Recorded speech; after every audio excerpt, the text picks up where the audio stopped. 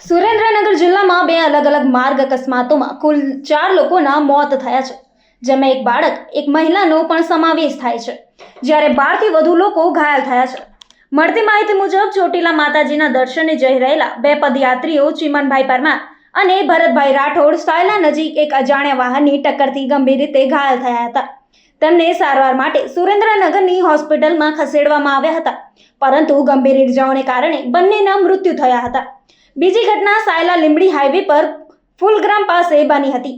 મજૂરી કામ માટે જઈ રહેલા દાહોદના શ્રમિકોના વાહનને બેફામ ગતિએ આવતા એક મહિલાનું ઘટના સ્થળે જ મોત નીપજ્યું હતું અને 3 વર્ષના બાળક બ્રિજ દેવાભાઈ પલાસાનું સારવાર દરમિયાન મોત થયું છે.